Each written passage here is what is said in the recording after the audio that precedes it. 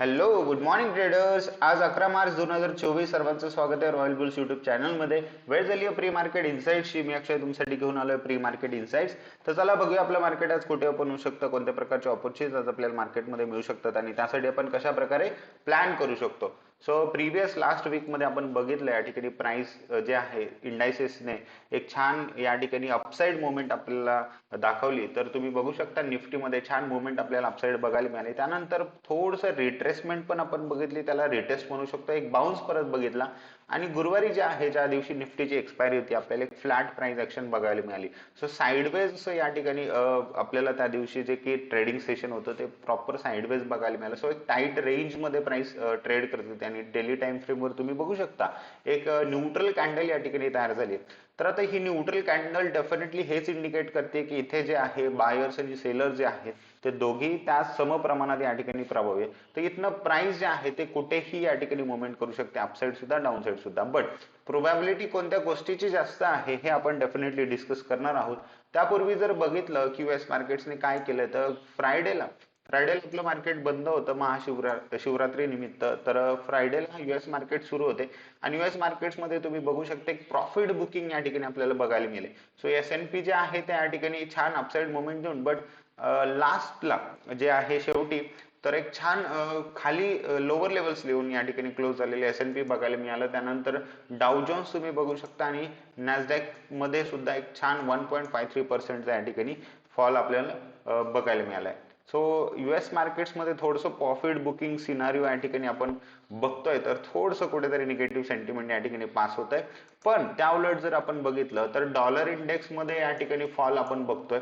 त्यानंतर आपण बघतोय की 10 येअर बॉन्ड जे आहेत तर त्यामध्ये पण फॉल बघतोय. तर याचं कारण मे बी असं असू शकतं की जे की युएस प्रेसिडेंट बायडन जे आहेत तर त्यांनी अशी शक्यता वर्तवली आहे की येणाऱ्या एप्रिलमध्ये किंवा नेक्स्ट मंथमध्ये मे बी फेड जे आहे ते इंटरेस्ट रेट कट करू शकतो. सो पहिलं इंटरेस्ट रेट कट या ठिकाणी आपण पुढच्या महिन्यात कदाचित बघू शकतो, असं एक स्टेटमेंट या ठिकाणी आलं होतं आणि त्या फक्त एका स्टेटमेंटमुळे मे बी डॉलर इंडेक्सची प्राइस जी आहे ती खाली आली आणि मे बी युएस मार्केट्समध्ये जरी आपल्याला प्रॉफिट बुकिंग दिसली असेल तर युएस मार्केट थोडंसं गॅप आज ओपन होऊ शकतात. तर ही सुद्धा एक शक्यता आहे.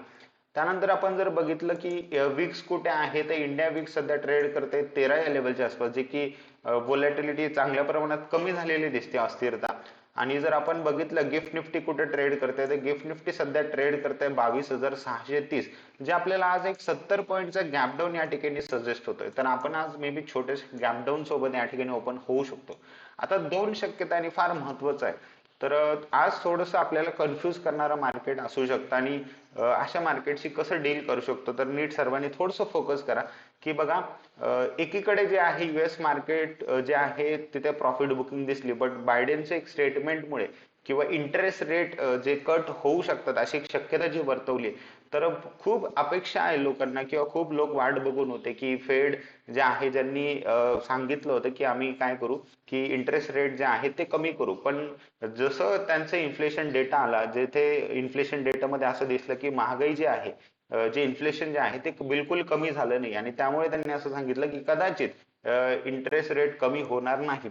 पण आता जी काही शक्यता वर्तवली जाते इंटरेस्ट रेट कमी होण्याची, तर हे अतिशय चांगली न्यूज आहे. ओके, तर आता दोन शक्यता आहे की मार्केट ऑलरेडी टॉपला आहे आणि टॉपला मार्केट असताना जर चांगली न्यूज येते तर त्या न्यूज कडे लक्ष दिलं जाईल का किंवा त्या न्यूजचं तेवढं महत्व राहील का? कारण ऑलरेडी सगळ्या गोष्टी चांगल्या, मार्केट असं नाहीये की मार्केट फार खाली आलंय आणि मग चांगली न्यूज आली. तर मार्केट ऑलरेडी टॉपला आहे, सगळ्या गोष्टी ऑलरेडी चांगल्या होत्यात आणि त्यात अजून एक चांगली न्यूज, तर या न्यूजला थोडस कुठे फॅक्टर इन होण्याचे जे चान्सेस आहेत ते थोडस या ठिकाणी दिसतात. आणि त्या उलट जर आपल्या मार्केट बद्दल बोलायचं झालं तर आपली इंडेक्सेस सुद्धा एक ऑल टाइम हायला आहे. निफ्टी ऑल टाइम हायला ट्रेड करत आहे आणि या ठिकाणी मोस्ट ऑफ स्टॉक सुद्धा ऑल टाइम हायला आहेत. तर ह्या वीक मध्ये स्पेशली तुम्ही जर बघितलं तर खूप जास्त इव्हेंट्स जे आहेत ते लाईन अप आहेत.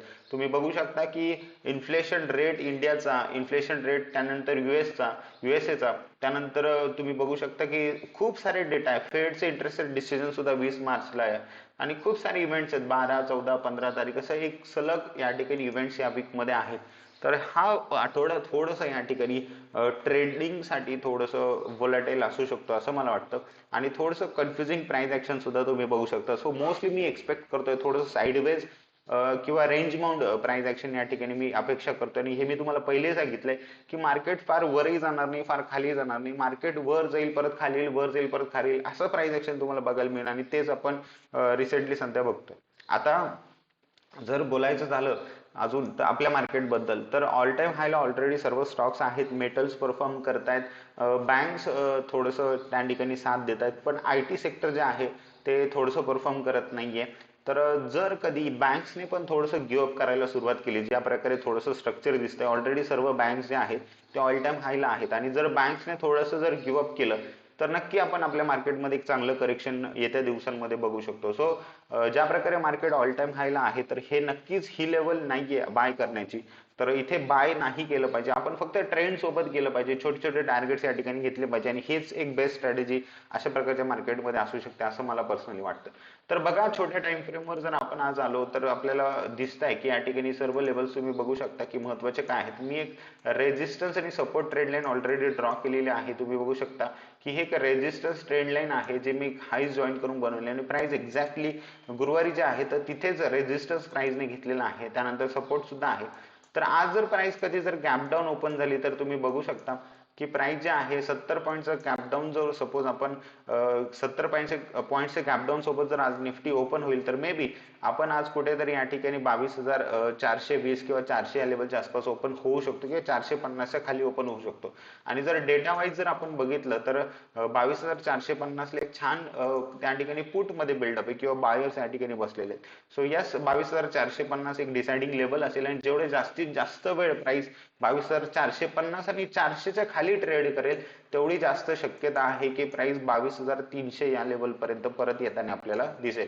सो तुम्हाला करायचं काय आहे की आता दोन गोष्टींची पॉसिबिलिटी आहे. FIs जे आहेत, फॉरेन इन्व्हेस्टर्स जे आहेत, ते डेफिनेटली इन्स्टिट्यूशनल इन्व्हेस्टर्स जे आहेत ते ऑलरेडी थोडंसं बुलिश पोझिशन्स घेऊन गेलेले दिसत आहेत. जर डेटा आपण बघितला तर मे बी शक्यता ही असू शकते की गॅप डाऊन जर झाला आणि ही जी लेवल आहे किंवा थोडंसं प्राइस या ठिकाणी या लेवलला ब्रेक करून सुद्धा खाली येऊन एक छान या ठिकाणी थोडंसं बाउन्स आपल्याला बघायला मिळू शकतो पहिले, आणि त्यानंतर मग ते थोडंसं सेल करू शकतात FI. सो मोठे लोक काय करू शकतात की रिटेलर्स आणि FI जर बुलिश आहेत तर FI नक्की त्यांच्या पोझिशन एक्झिट करण्यासाठी प्राइसला वर घेऊन जातील आणि त्यानंतर परत ते प्राइसला थोडंसं खाली घेऊन येऊ शकतात रिटेलर्सचे पैसे घेऊन जाण्यासाठी. सो अशी प्रकारची मोमेंट मे बी तुम्हाला येताना आज निफ्टीमध्ये स्पेशली बघायला मिळू शकते.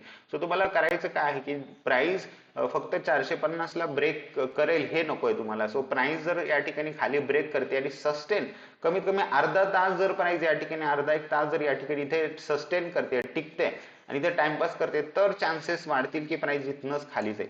पण हा, जर प्राइस खाली आली गॅप डाऊन होऊन आणि या ठिकाणी प्राइसने या ठिकाणी एक हायर लो बनवला किंवा असं एक असं स्ट्रक्चर दिसतंय की प्राइस हळूहळू थोडंसं प्रयत्न करते वर जाण्याचा, तर प्राइस तुम्हाला इथनं वर जाताना दिसू शकते. किंवा तुम्हाला असं सुद्धा दिसू शकतं की प्राइस सरळ खाली येऊन या ठिकाणी वर निघून गेली, अचानक एक व्ही शेप रिकव्हरी ज्याला आपण म्हणतो, तर तसं काही बघू शकतो. पण हा, त्यानंतर प्राइस परत ज्यावेळी रेजिस्टन्सला येईल तर त्यानंतर प्राइस मध्ये परत तुम्ही या ठिकाणी एक फॉल बघू शकता. सो तुम्हाला काय करायचं आहे की मी जसं सांगितलं की छोट्या छोट्या टार्गेटसाठी थोडंसं त्या ठिकाणी तुम्हाला बेट करायचं आहे. सो जर प्राइस इथनं वर जाईल तर हा एक नेक्स्ट रेजिस्टन्स तुमचं टार्गेट असेल आणि प्राइस जर या ठिकाणी इथनं खाली जाईल तर एक नेक्स्ट सपोर्ट जो आहे तो तुमचं या ठिकाणी टार्गेट असेल. सो छोट्या छोट्या टार्गेटसाठी थोडंसं ट्रेड सध्या आपण केलं पाहिजे. आणि तुम्हाला जर मार्केट मे बी जर येणाऱ्या दिवसांमध्ये फॉल करू शकतं किंवा थोडंसं खाली होऊ शकतं, तर त्यासाठी जर बेट करायचं असेल तर तुम्ही नेक्स्ट किंवा फार मंथ एक्सपायरी सोबत थोडंसं ऑप्शन्स ट्रेड करू शकता किंवा करू शकता जर तुम्हाला risk and money management properly जमत असेल तर.